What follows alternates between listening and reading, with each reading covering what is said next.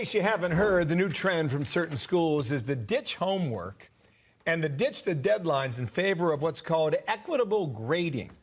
This teaching strategy removes traditional grading and attendance and extra credit, all meant to equal the playing field for kids who may face hardships at home. That's the way it's explained.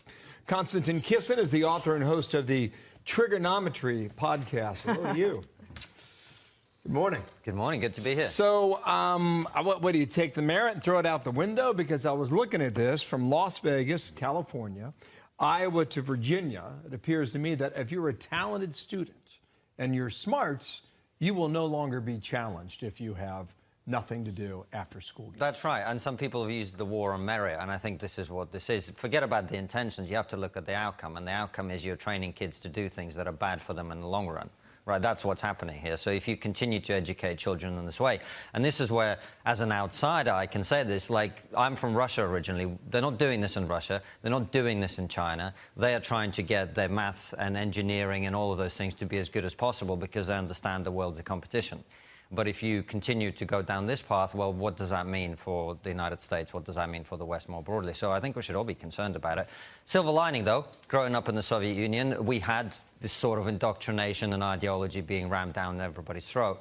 But your parents could teach you not to buy into it. So I think this is a thing where, as a parent, you have a job to inoculate your children as much as possible. And the good news is, if you can teach them that life is about competition, life is about winning, life is about being better, they're going to crush in the current environment because everybody else has been told that you get a medal for nothing, right? Actually, we saw that in a Fox News poll that we had came out just last night in questioning problems with schools, and parents are saying book banning is a concern of theirs. 56% said that. Too much focus on race at 51%, and transgender policies at 49%, and parents not having enough say at 48%. I'm curious, you mentioned the Soviet Union, but you also have so much experience in the UK. Is this a problem for Western civilization, or is it just the U.S. is on hyperdrive? No. Well, I always say to people in America, you know, everything you flush down the toilet, we get for breakfast the next day.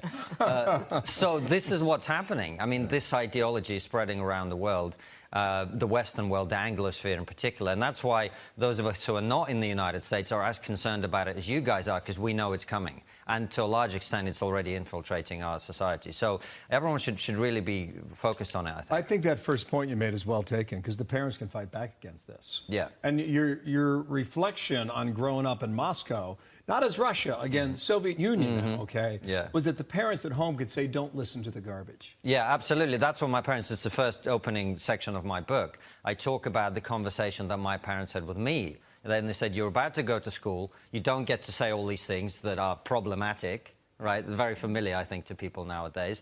Don't say anything because you're going to cause problems for yourself. Did you ever get in trouble at school? Oh, I got in trouble all the time. I mean, look at me. but I've just made a career out of it going forward. But also, the parents would have a conversation with you, and they'd say, they're going to tell you this, this, this, and this is all BS, and don't buy into it. Wow.